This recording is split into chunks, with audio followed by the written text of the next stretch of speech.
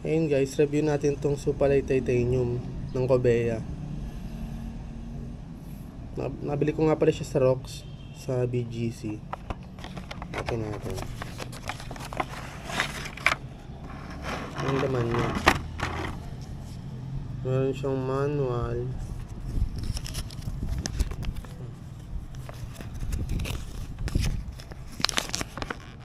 Manual siya.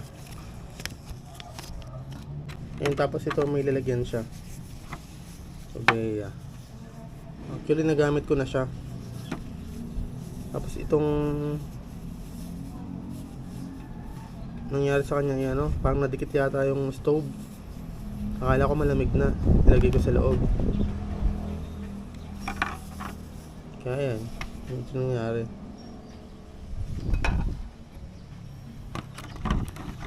Ito yung stove. Ito siya. Kung mapapansin nyo, titanium siya. Kulay blue. Supalay Titanium 60 gram. Cobea. Napopold siya. Ano? Ganito lang pag i-open.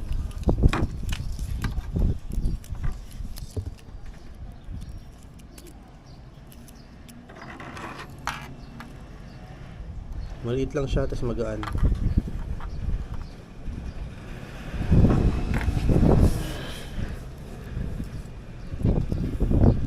Bali na-try ko na siyang gamitin ilang beses.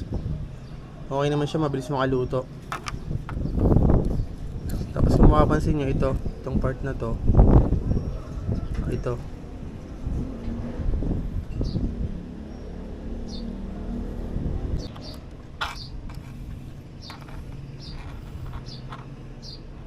Tapos kung makapansin nyo, ito meron siyang parang windscreen na maliit. Ayan o. So nakalagay dito Titan.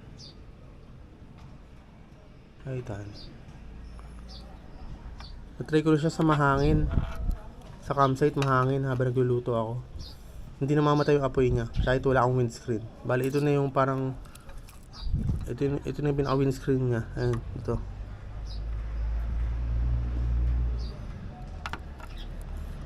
Kaya maganda siya. It's very compact. Kaya ito rin yung binili ko kasi yun nga, ang gusto kong setup kasi mga lightweight lang.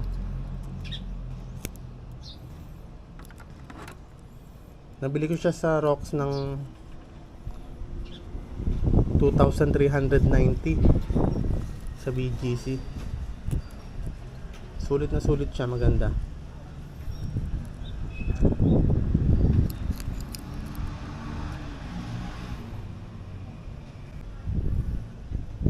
Tignan naman natin yung apoy niya.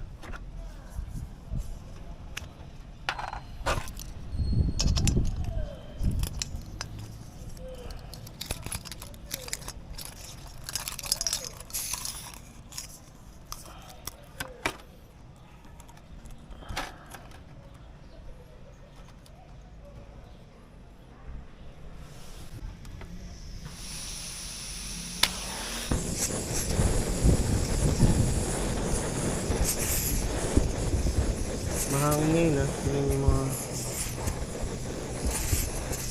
pero hindi lang kita yung apoy pero mahangin. Tignan nyo yung mga halaman.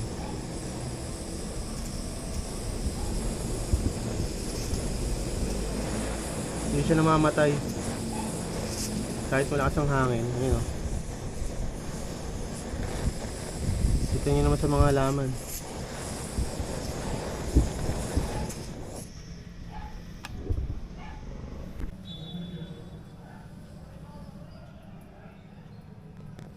Nina, mahangin pa.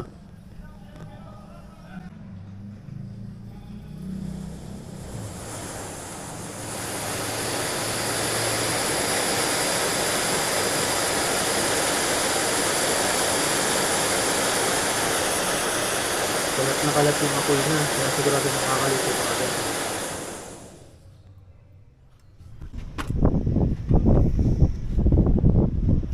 So ayun guys, ito nga palang part na to. Ito yung titanium. parang wala pang 1 minute, segundo lang, malamig agad to. Lumalamig siya agad. Kaso itong part na to medyo mainit pa. Parang kung gusto mo nang alisin sa butane, dito mo na lang siya hawakan. Tapos saka mapihitin. Para kung alisin mo. Kasi ito, sa experience ko hindi agad to lumalamig itong part na to.